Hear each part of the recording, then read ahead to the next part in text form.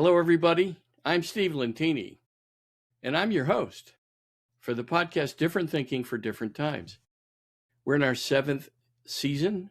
It's a labor of love, and Different Thinking for Different Times is about expanding what I call the acorn brain, that little small-minded voice that I think all of us have. I know I have it. I haven't found the way to tame it completely, although I've worked many years to reprogram it, and it's what I do with my clients. I help them learn to run the mind.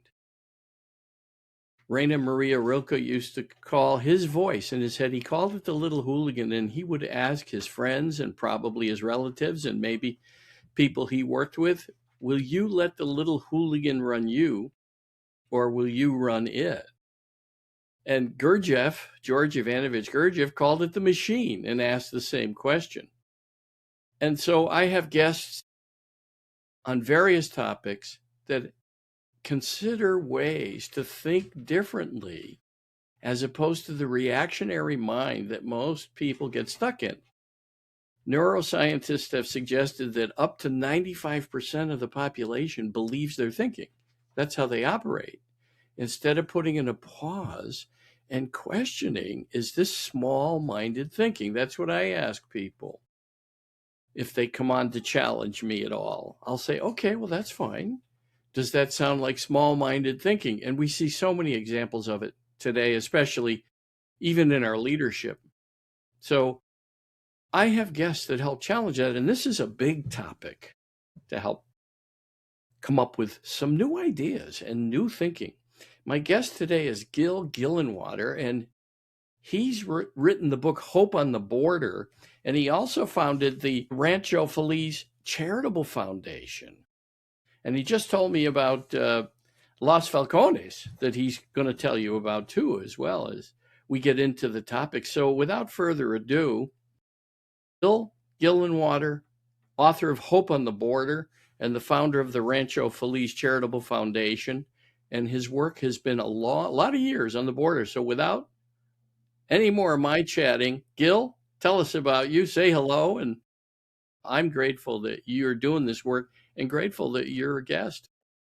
Well, thank you, Steve. The opportunity is incredible because I truly believe that our country is in a bit of trouble right now. And I also believe we have a solution. One is the work we do on the border is very, very important for the Mexican people, but primarily we provide meaning and purpose for, well, we've had over 28,000 volunteers over the years go down, stay in Mexico, Wow. and help the less fortunate. You know, it's funny thing about the acorn mind. The more time we spend on ourselves, the unhappier we are. And conversely, the more time we spend in service to others, the more purposeful, the more meaningful, the more joy. And my contention is you actually invite a certain magic into your life. So it's really a message that I feel is important to get out right now. And I really want to thank you for letting us air this on Different Thinking. Yeah, well, you're welcome. And so where do you want to start? I'll let you tell people how you Okay. got going and what led you to it, because this is really important work. And you're doing work on both sides of the border. I found that fascinating in Absolutely. reading about you. Absolutely. Well, you know, I grew up in Scottsdale, Arizona, in pretty much the lap of privilege. You know, we don't realize that 44% of our planet lives on less than $6 a day. 4-hour drive from my front door, you can go from an $18 an hour minimum wage to a $14 a day factory job. Now, how do you raise a family on $14 a day? You can't. You either get into the drug industry or you find other ways to make ends meet. Mm-hmm. So, and by virtue of, I would look at these people, I call it the enchanted instant. When we do our food distributions and you hand that bag and you look into their eyes and you recognize your shared humanity, and you know the difference? Luck. Mm. Just plain old luck. I happen to be born over there, and they happen to be born on the other side of a mental construct that we call a border. It's But true. it's real, and it's there, and it's a wealth inequity, and the people that have less, of course, are going to want to come into a place that has more, and that it's not more complicated than that, really. Yeah. It's true. And you mentioned about helping people decide to stay or come legally or help them stay where they are to some Yes. degree to prevent illegal immigration. Absolutely. There are solutions. I hear, oh, people throw their hands up. Oh, there are no solutions. Baloney. There are solutions. It's just having the political will to get them done. We had a Braceros program back in 1942 when our men were going to World War II. We went down into Mexico and brought 5 million Mexicans up here. We vetted them to make sure they weren't criminals. We taxed them so they weren't a drain on the system. We paid them and we let them go home for Christmas. I mean, where's the mystery in that? You know, we're aging out as Americans. We need migrants. Yeah, we do. We do. So when I saw that inequity down there, I realized that if we allow people to pour into our country, all we're doing is subsidizing a crooked government. We're taking the pressure off of them. Hmm. The changes, the immigration is not America's problem. That's a problem in the source country, the country of origin. And so we don't advocate open borders. We do advocate a workable citizenship program where people can be vetted. We know who we're bringing into our country, and they know that they're coming under the understanding they're going to assimilate, because migration without assimilation is simply invasion, and I think we're seeing that in a lot of places in the world right now. Mm, true. So this is what we decided, that if we can provide people in Mexico the opportunity to live with dignity, raise their families with dignity, educate their children, trust me, they don't want to come to Scottsdale. They don't want to leave their food and their traditions and their families. They truly don't. But at $14 a day, you don't have a lot of options. No, no. And my parents came here legally, and grandparents in the late 80s and Hmm. early 1900s. My father came over on the La Madonna. In fact, I'll be darned. he was born on it, and at the first port, Tunisia. Isn't that something? His birth Wow. What a certificate story. said Yeah. Tunisia, and they came over legally. Now there was there was a border, there was a wall, so to speak. It was the ocean. Right. And they came here sponsored by others who had gotten there first, who had also had people sponsor them, and they came here legally. Now, today, we have this idea that people come illegally just to break the law. And that's not true, because you touched on that. They come because they can see the glitter of the economic opportunity. Absolutely. Absolutely. With the internet, they know exactly what's going on here in Yeah. America, and they Yeah, want a piece of it. And I would too. You sure. know, I always tell people, if the shoe were on the other foot, I'll guarantee you what I would be doing. The problem with that is, and I'm going to reiterate it, there are over 4 billion people on this planet that are living on less than $6, $7 a day. There's 600 million, twice the population of our country, that live on less than $2 a day. Are we going to take care of every single one? We can't. It's No, impossible. right. I don't care how humanitarian we are, it's just an economic impossibility. So that's why we're a sovereign nation. Laws were enacted and voted on by the will of the people to make us a nation. The problem is, we don't have the political will to make a migration policy that works. I think the last I checked, if you applied for citizenship, it was like a 12-year wait to even start it's broken. We need to fix that. It's very true. And somehow we made it over the last 5 or 6 years okay with a wink wink, come illegally and we'll just figure out a way. And what that says to people is, number one, it discourages people from coming legally. Look at all, like you said, all the people waiting 8, 10, 12 Sure. years to become citizens. That's And not fair. they applied legally and followed the process. Then when you do a wink wink on because it's only a misdemeanor, well, then what misdemeanor can you and I ignore? Can we choose one? Steve, We can't. you've hit on such an important subject here. I've traveled all over the world. I've been to 78 different countries and I've seen what works and what doesn't work. What works in America, what makes us particularly different is that we are a country of laws and we enforce our laws. If we don't like a law, we need to lobby Congress and Change it. change it. Right. We can't individually decide, well, I think I will obey this law, but not that law. That is a slippery slope right down to where Venezuela is right now. And I don't think we need to go there. No, I agree. Well, let me ask you this. My thought is at some point we'll have deported most of the illegal that had felons and criminal records. Yes. And all the presidents, Clinton, Obama, they all deported 4.5, 5 million people in their administrations, and primarily with people that had criminal records. Yes. So, assuming we get to that with this current administration, I think we have to have a process that says, okay, you came illegally.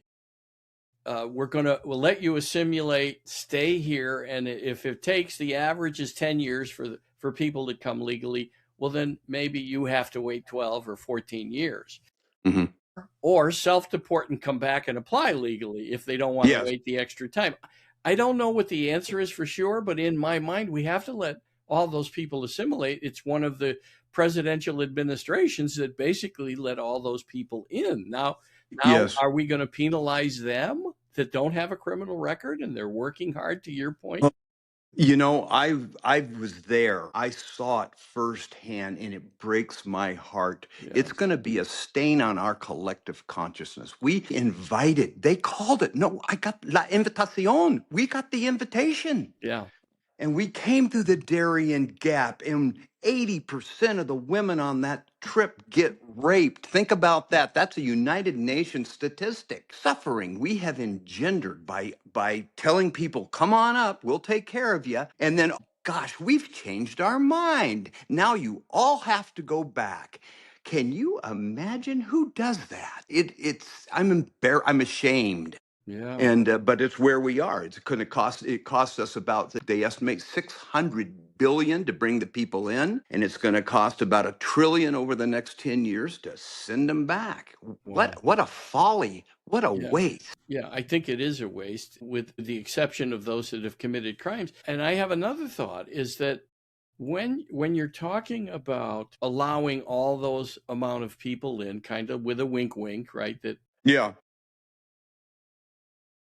when you think about having them assimilate, then what's fair in your mind? Because you're down there witnessing it. What do you do? What are some of your thoughts about that? Well, several. One is they paid the going rate when I first started working down there 40 years ago was about $150 to get across the line.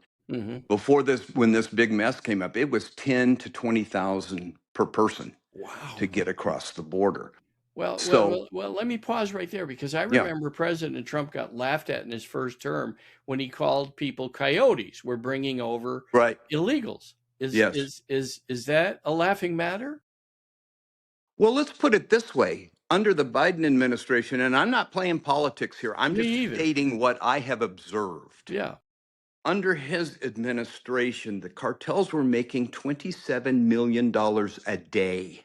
Okay, for so 4 are the years. cartels another name for the coyotes? I mean, I remember people laughing at it's the smugglers. It was a tremendous industry for them. Wow. And so, yeah, that was real. But my contention is, if they could afford to pay that much, let's have them do this, because there's a certain number of people in the United States, I'm one of them, that I don't like the idea that they broke the law. So let's have them sign a document that says, I admit I'm guilty, I broke the law. There's no real penalty. It doesn't go on your record. And I agree to pay a $10,000 fine over the next 10 years to gain citizenship. I've been vetted.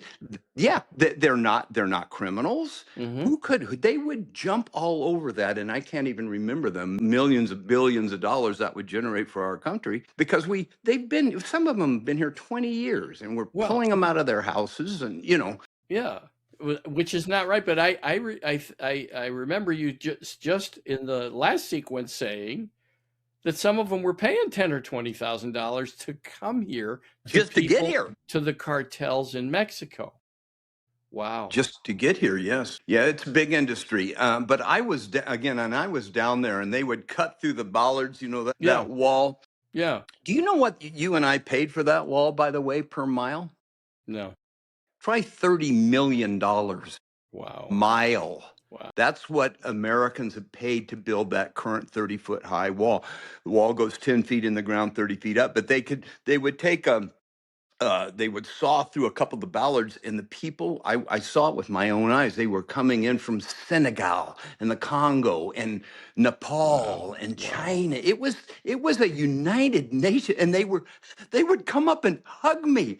I'm in America. I'm in America. I mean, there was a concerted effort through social media to tell them exactly where to go, Mm-hmm. which way to turn, what Mm-hmm. to say. They all had the same exact story because Claiming asylum, right? yeah, but financial hardship is not a qualifier for No. asylum. No. So they all had the same story about their lives were in danger, and I don't mean to diminish that because I'm sure a lot of them there are criminal elements down there. Yeah, of Their lives course. probably were, but the vast majority that I talked to just wanted a better life. Yeah. Yeah. So you think many would sign the document and pay $1,000 a year over 10 years? In a New York second, to be an American, a legal American citizen, do you know they call it the golden cage? To be here illegally would not be any kind of life because you No. never know. You're going to get pulled over, dragged out of your car. It's not a good life. And so that's one solution. Mm-hmm. The other one, let's see, I have a couple. Let me find. And to your point, this is not about politics because all administrations have had deportations Exactly. in the millions. So Exactly. it's about solving that It's about going forward. yes. And how about this? Instead of dragging people out of their homes and stuff, why not offer to self-deport? We will give you a $10,000 bonus because we lured you here. True, we did. Yeah. And so, but even at that, Well, what that they're getting what, an airplane ticket and right, $1,500, or right, I heard recently on one news channel that possibly it would go to 2,500. yeah. Is Well, that an incentive though? I Is it don't think enough? so. I don't think so because first of all, journey and the time that they've taken, so on and so forth. But the Yeah. problem with most of them, if they don't self-deport, if they don't identify them, if they get caught, then they can't even apply for another 10 years. And what really concerns most of them. But they say the estimate is it's going to cost the U.S. taxpayer $1 trillion over the next 10 years to deport all these people. If we paid Yeah, them what's the each cost? $10,000, it'd be $130 billion, which is a heck of a lot less. It's a heck So of a lot less. we'd be coming out dollars ahead if we'd say, look, we apologize. We brought you here under false pretense. And here's We did. $10,000. Go home, start a business, whatever. To me, that has some equity to it, and it would be appealing. What are the odds it would get through Congress? I don't have it. I don't even have a thought about that. My view of our Congress and our political system, and I'm not a negative person. I'm truly not. But I have no faith in any of them because I think they're all in that game for themselves. I don't see a lot of decisions being made for the good of the general public. I just don't. I'm with you, Gil, there. I have said that our two-party system has failed us. We either need a third party or some other options. I did interview the founder of the Main Street Party, who has an interesting take on it. It was in my last episode. Whether it'll happen or not, I don't know. And today I'm an independent voter because of that. I've been on both Right. sides. I've actually been a Democrat and a Republican. And to your point, I feel the same way. I don't trust Yeah. the system any longer because we don't know where the truth is. When people do this, both sides are wrong. Right. That's small-minded thinking. Right. A dialogue with an agreement to compromise, that's infinite thinking. That matches what we live in. We live in a universe created by, for me, it's God, but a force that is a superior reasoning power, as Einstein called it. Yes. And I had a near-death experience on November 18th, Really? 2002. Yeah. I've got 8,000. I've been granted 8,000, almost 500 extra days since that day in 2002. Interesting. And one second I was in the intensive care with two friends at the end of my bed. And the next second I was one with everything and nothing.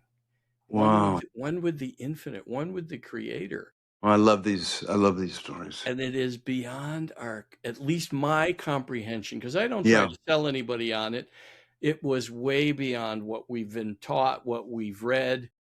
And there was only the now. That's where God resides. I'm writing a book about it now. The book I'm writing is You Missed God on the Way to the Mosque, the Temple, or the Church. How to See God Everywhere. Because we live in a miracle that we don't even understand. Right. And to help citizens that are, and other citizens who would like to come here, we have to have bigger thinking. We have to have Yes. limitless thinking. And what you're Yes. talking about, by the way, would take a dialogue to get it, to have it happen, but it is limitless thinking. It's going beyond what we're currently doing. Yes. And there's reasons to do it, not just financial, right? There's Yeah. the humanity side of it, but why spend $1 trillion when you could spend 130 billion? Right. Right. Wow, that is really interesting. I can't wait to read your book. I read all Moody's near-death experience. I'm just fascinated by that subject. Yeah, I put it in most of my books since, of course, since it happened. Mm-hmm. Prior to it happening, I had beliefs that were probably very small-minded. In fact, I know they were. Yeah. It's to some degree, I was expanding on my own self-awareness. However, when you get a glimpse at what awaits us, what I say to all my guests and to everyone that I talk to, if we all got a peek, not before this episode ends, and if we could all come back like I did, we would not be so petty. Yeah. Because we would know that we think like God. We are so far off. It's our job to work on becoming more like what created a Interesting. universe. Yes. Yes. I sometimes I hear exactly what you're saying. I visualize we're all on this ship together. We don't know really why we're here, and we've got a leak. There's a leak in the bottom, and instead of going down and working together to fix the leak, we fight with each other over who's going to be captain. In the meantime, the ship We sinks. do. Yeah, we do. And interesting that the only thing mentioned in my life review was the good I had done, the lives I had touched, not the mistakes. And I can't say I was sin-free or mistake-free, Right. or that I didn't have errors in judgment because I was 50 a month earlier before it happened. I can tell you, you're doing good. That's the work I've been doing for interviewing people. And even when I'm just hosting an episode myself, is talking about let's do good. Why was it that I got to see only the good I had done, even people I had smiled at, but people I had bought sandwiches for, places I had volunteered, family and friends, I could sense their presence, all the ways I had helped them. But even people on the street that I had helped, given money to, like I said, bought a sandwich for, and even smiled at. Why? Why? Yeah. Because, and why, when I ask everyone, Gil, how do you feel when you do good? There was, except for one guy about 4 years ago, he said, I guess I feel good. He was reluctant. Everyone else has said, I feel good. Yeah. Why? Yeah. Why do you feel good? Because you are now emanating the essence of what created this miracle. For me, it's God. It's simpler just to call it God. Yes. Einstein called it the superior reasoning power that created this unimaginable universe. Yes. Formed his idea of God. Yes. And doing good. How do you feel with what you've accomplished here? Right. With and what you're doing with Hope on the Border and with the Ranchero Feliz? How does it Right, Stephen, you've just really hit on a very, very important thing because I agree. People say it's so wonderful. No, it's not. I don't believe in altruism. I'm the most selfish individual that I know. In fact, I think Mother Teresa was probably the most selfish person on earth because she found out what brought her the greatest joy and she jumped in with both and feet. did Now, that? by definition, that's selfish. So Mm-hmm. my contention is a message that I'm trying to get out to people through Rancho Feliz is that Do it for you. I call it enlightened self-interest. And I don't believe this love thy neighbor as thyself, because you know what? That's divisive. That puts my neighbor over there and me here. Why Mm-hmm. can't we say, I love the me I see in you? Mm-hmm. It's Mm-hmm. egotistical. We're egotistical. On this stage of our evolutionary development, we're not that far along. Greed is strong. Envy is all these things. So let's appeal to the basic human instinct of the human condition. And that to me is greed and self-interest. Okay. If you It's want to is it open the world, intelligently selfish, Gil? Is it intelligently selfish? well, that's a good question. I think it's more real. Mm-hmm. This idea that Honest. It's more honest. honest. This Mm-hmm. idea that service work is a sacrifice. And I don't know whether it's Jesus hanging up on the cross. I don't know where it came from, but it sells the service transaction so short because, in my mind, God or spirit, whatever you want to call it, Mm-hmm. reveals itself to those with a higher purpose. And I really believe we can enhance. It's kind of counterintuitive. Well, what do you mean by giving up time, giving up money? I'm going to advance my life? Yeah, that's kind of the way it works. And Mm-hmm. I've got thousands of examples of that. But it's in our own best interest to serve others. And once people understand that, I think they're going to be more inclined to do it. We're at a stage now as a culture where we walk around and take pictures of ourselves all day. Is that the most ridiculous thing you've ever heard of? Yes. Yes, it is. And it doesn't make for a lot of happy campers. You know, the World Happiness Report just came out for 2025, and out of 163 countries, we are number 64. The highest death right now for 8 to 12-year-olds is suicide. Mm-hmm. There's something wrong here, and we need to turn things around. And we can do that by establishing a sense of community and by having a purpose greater than ourselves. It's And when true. you go down there and you go in those little shacks and you see these little families and you provide a home for them or you provide an education for them. And trust me, Steve, I don't believe in welfare. Welfare is misguided compassion. We structure all our programs where there's reciprocal giving. Like even our food distributions, to get a bag of food, they have to collect 20 pieces of discarded plastic out of the That's community and right. clean up the entire city. Nothing is free. Nothing is free down there. That's And it right. works because that way you protect their dignity. You know, when you give something, can I tell you a real quick story? Yeah, I love stories. Well, you know, we work with the Tarahumara Indians in Copper Canyon in Chihuahua. They're the distance runners. These guys are Mm-hmm. incredible. Mm-hmm. And I befriended a runner. His name was Felipe. And I was up in Phoenix and I saw this really cool knife. And I thought, you know, Felipe would love this. I bought it. And the next time I was down there, I searched around and I found him and I showed it to him. And these guys, I mean, they're entire soul sandals and they look just like 100 years ago. And he took the knife and he opened the blades and everything. And I had to go do something. I came back and the log he was sitting on, there was the knife, but he was gone. And I go, well, that's weird. So I grabbed the knife and I went running. I said, Felipe, you forgot your knife. And another Tarahumara, an older gentleman, Gregorio, tapped me on the shoulder and said, oh, no, Mr. Gill, you did a really bad thing in our culture. What do you mean a bad? I gave the guy a gift. And he says, yes, but you gave him no warning and he had nothing to give you back. Oh. So, what I had inadvertently done, misguided compassion, Mm-hmm. I had created this unequal energy of me, the benevolent giver, Right. and you, the lowly receiver. And they smile and they take it, but inside they hate you because you have it to give and they don't. And boy, did I learn a valuable lesson. Mm-hmm. Don't nobody get Nothing's free in this world. Now there are certain situations, medical situations, and you know times where you do have to help them. But even those, I can find a way.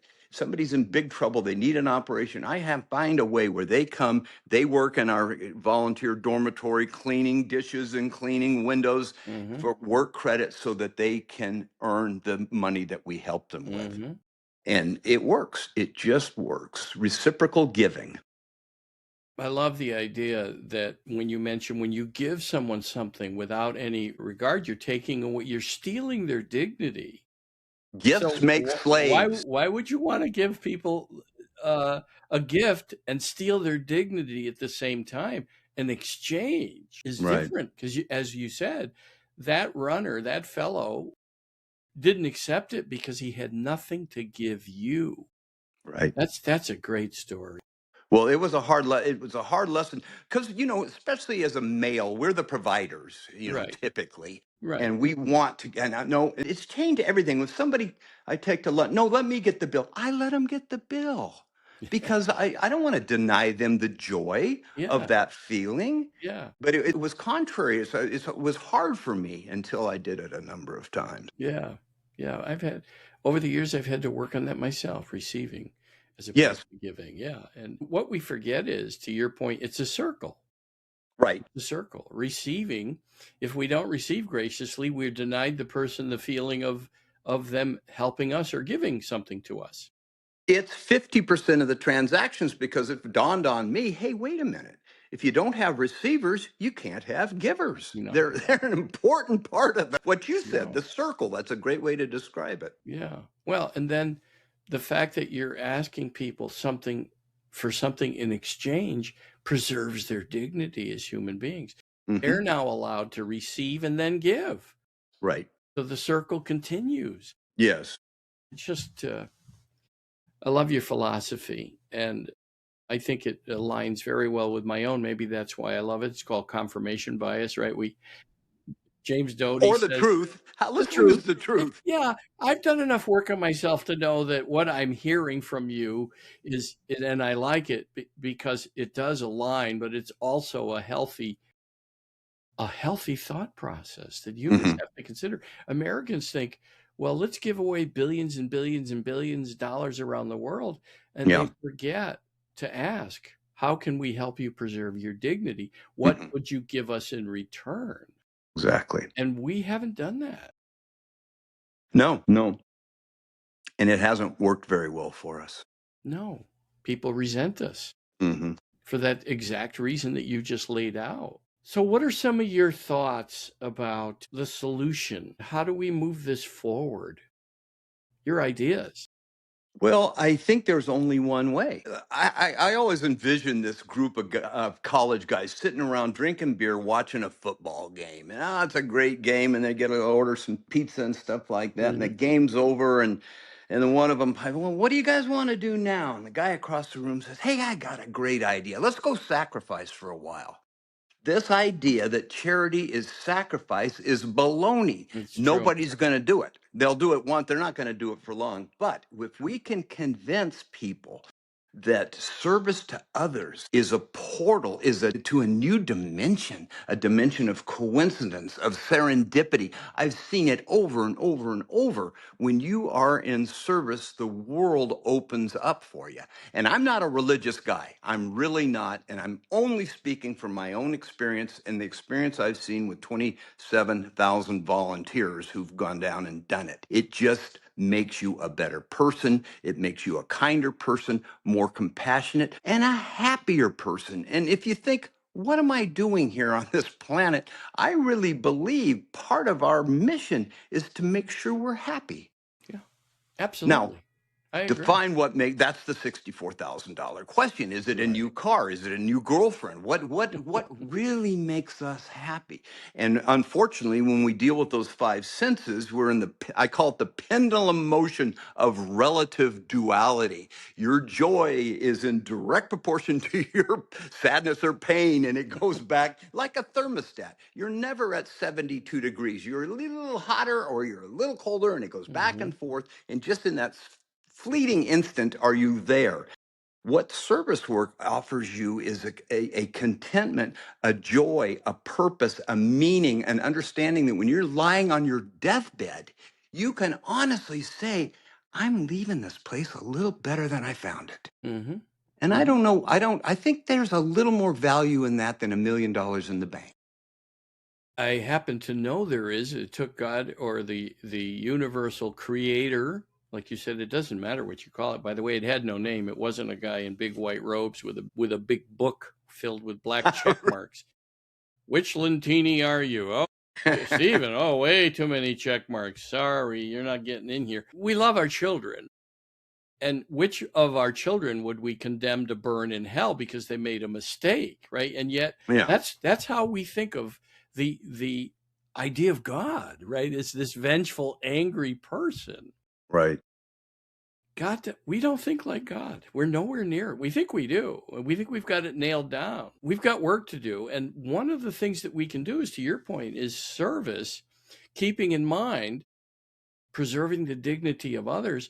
And why was it the only thing mentioned in my life review was the good I had done? Yeah. That's fascinating. It's fascinating, and it blows my mind to this day. And the only thing in that experience was the now. Mm-hmm. There was no past or future.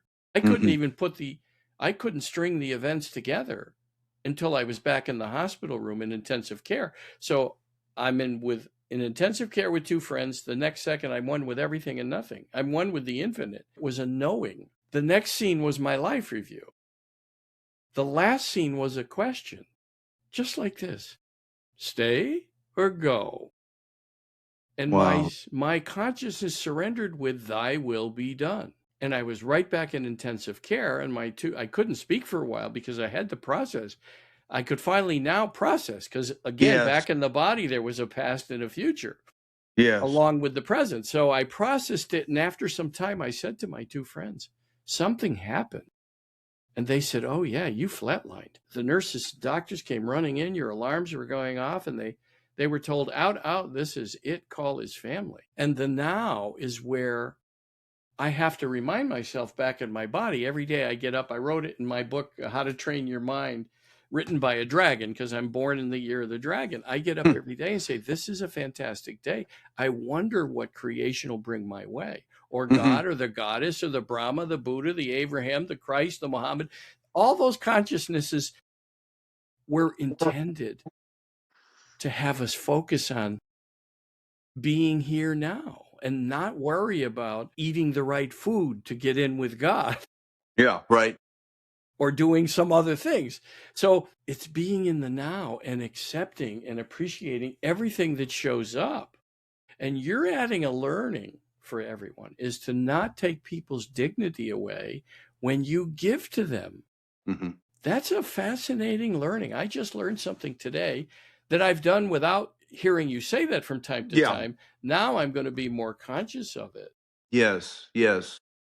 Well, we're charitable beings by nature. Steve, envision you're walking up some stairs and there's somebody ahead of you and they got a stack of books and a paper falls out. What's your first inclination? It's to pick it up, Pick it up. to help. It is. Now, you may stand back, wait a minute, I don't know that person, but your very first inclination is to help.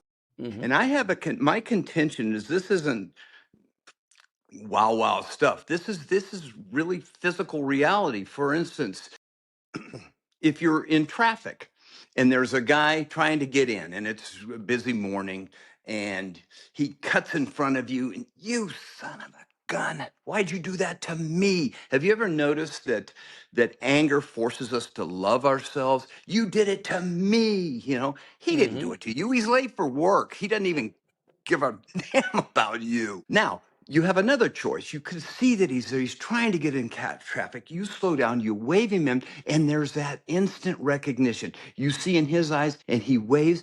Now, how do you physiologically feel? Instead of all your energy being up here, and he did it to me.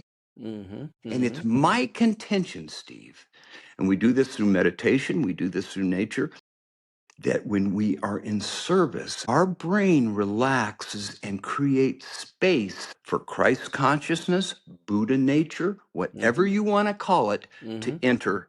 And I just believe that when we are in service, we have direct access to a higher power that just serves us very, very well, takes us away from our primal instincts of anger and jealousy and hatred, and just makes us better people. It makes us better people. Well, R.J. Spina talks about super in his book Change Your Mind, and he's also got a book Access Superconsciousness. He's got a few others, but he talks about noticing the difference between high frequency energy and low frequency energy.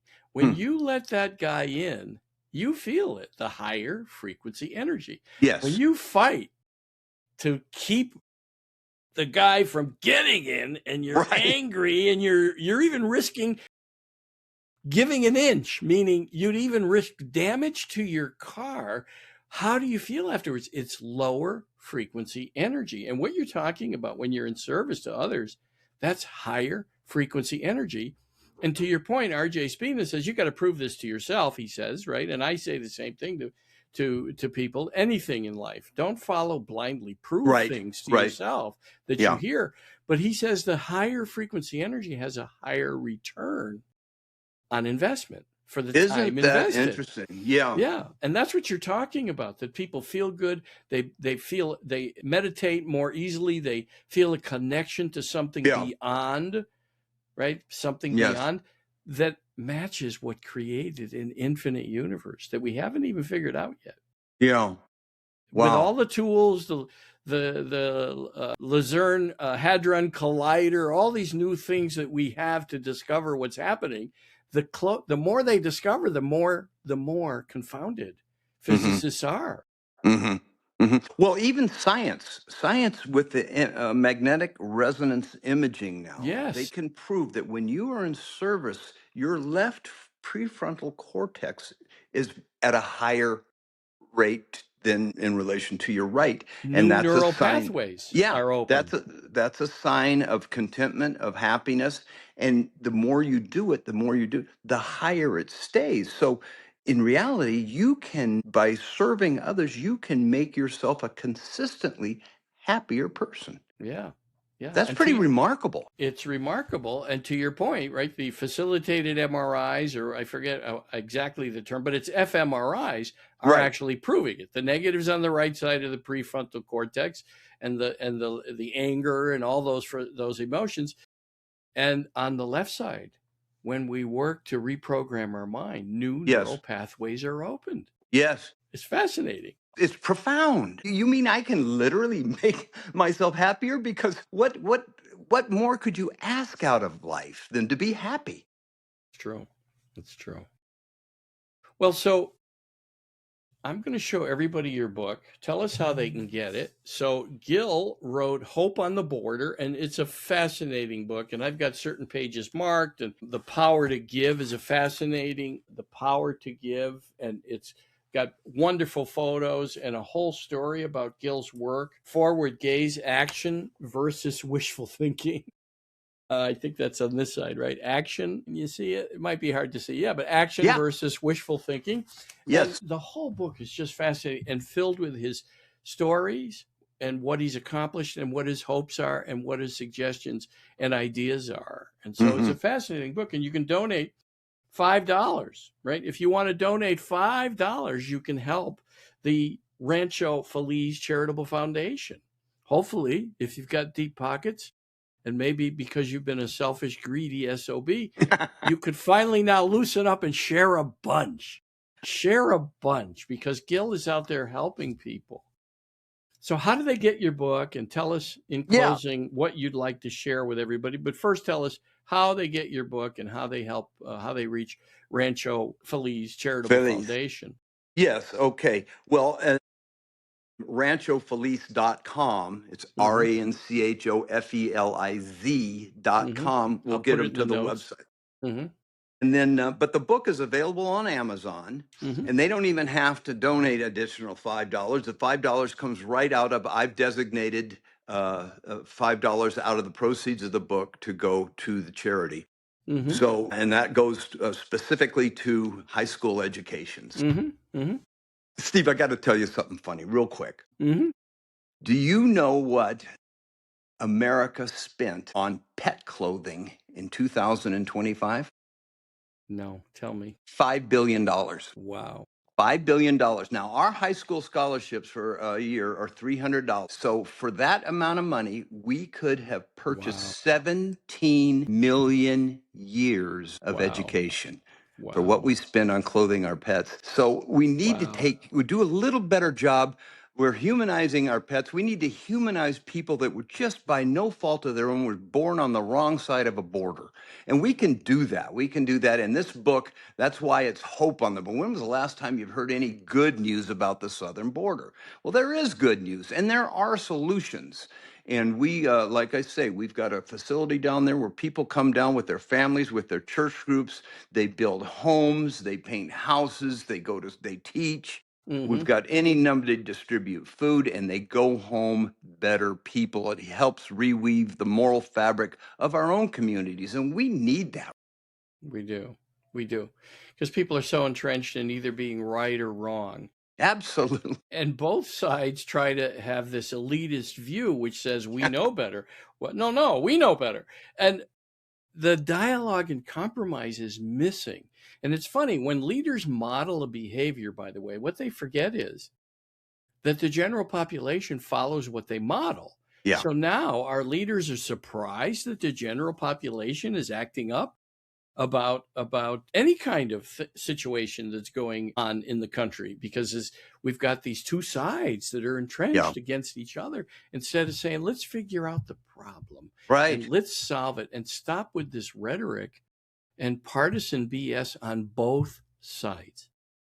Amen to that. Well said. And I would vote for that in a second. They're all just virtually opinions anyway. They are. We know what they say, what's said about opinions. We won't go into that. But okay, so give the website again. It's Rancho Feliz, one word, .com. Rancho Feliz, FELIZ.com. Yes, okay. .com. And the book's available on Amazon.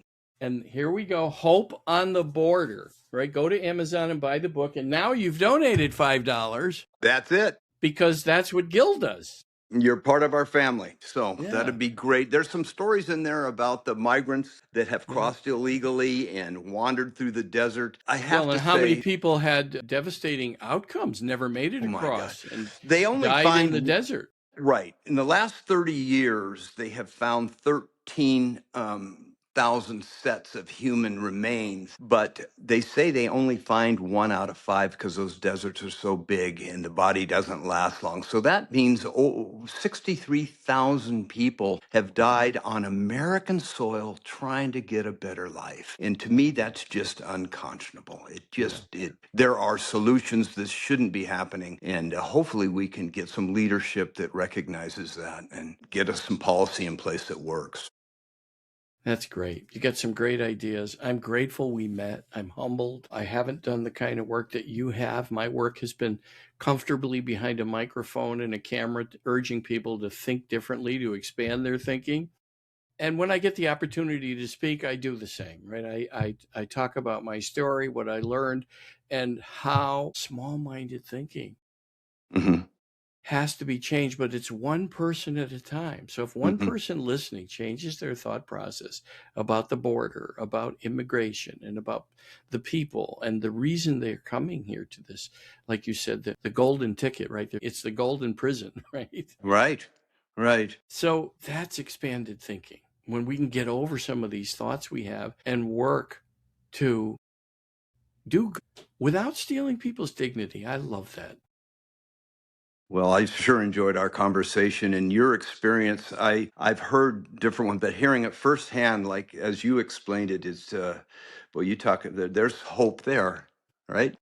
Yes, and like you, I'm no longer a religious guy. I am one with whatever created this miracle and doing what I can to focus most of my time in higher frequency energy, because we can feel it as humans. We feel it in our bodies. So there's a way that people can reprogram and actually impact their brains, right? As we talked about. That's what science tells us. Yeah. All right, Gil. Thank you so much. I'm grateful. And maybe we can do a follow-up sometime in 6 months or so. Certainly enjoy that. I'm going to throw something out there. Steve, come down. We've got a wonderful dormitory. Let's do the podcast on site. Oh, that's a great idea. We idea. would have a blast. We would. I vowed this in 1987. I'll do this charity stuff as long as it's fun. And I promise you, it is fun. I'm looking forward to that. We'll have to set something up. That'd be great, Steve. I'm coming down. Okay. We're ready for you. You'll learn about me when I give my word. I do it, no matter what the cost is. Yeah, well, we'll have a great time together, I There promise you. won't be a cost other than enjoyment and happiness. That's good. I'm glad. All right. Thank you, Steve. You're welcome. Thank you. Bye. Bye-bye.